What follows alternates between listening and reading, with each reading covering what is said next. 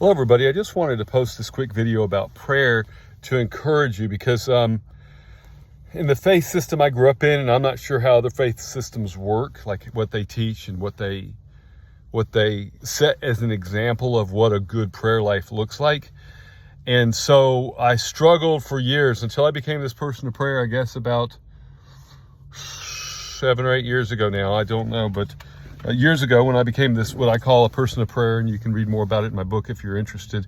And that is, I truly found out what it means to have this relationship with God through this incredible gift or grace or medium we call prayer, which prayer simply is talking to God. It's like conversation and communication. And that's just a simple definition. It gets deeper, of course, as you dig into the types of prayer and when and where and how and who and all that fun stuff. So here's my point for today, though, for this particular video.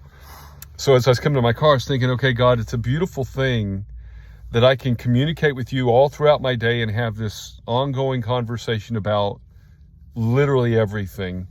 Most of the time, it's about what's happening in front of me. Majority of it is people that I'm speaking to or that I see that I want to engage and bring petitions to God for them or about them.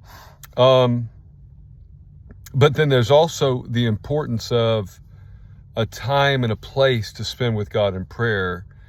And a quote from Moody that I've shared on YouTube before, in my videos before, was somebody asked Mr. Moody, do you pray for long periods of time? What is your prayer life like? And he looked at him and said, well, he said, I never really have prayed for more than 5 minutes consecutively.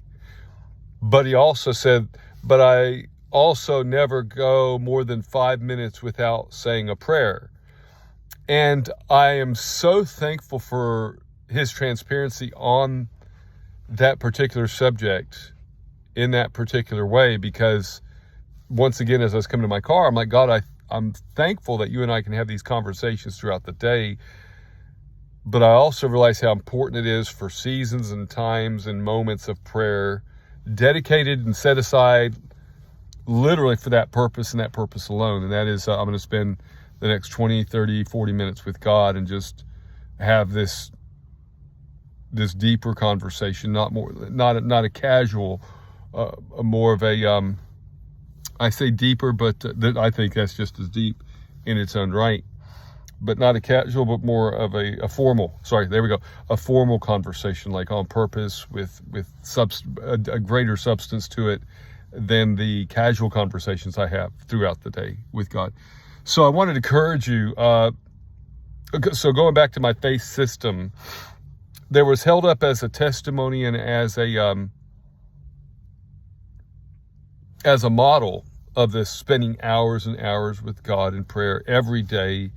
And they would often use examples of men back in the 1800s in particular, that would get up at 2, 3 a.m. in the morning and pray till 5 or 6 and then have their time of Bible study. And man, I'm like, how in the world does that even happen? Like, I cannot, I don't see myself getting up at 3 a.m. to talk to God. I don't see myself getting up at 3 a.m. to do anything except for use the restroom and go back to sleep. And I'm not being crude. I don't see it. So, yeah. So I hope this is a blessing and encouragement to you, because I want you to know that, yeah, there's these models that we should look to and glean from.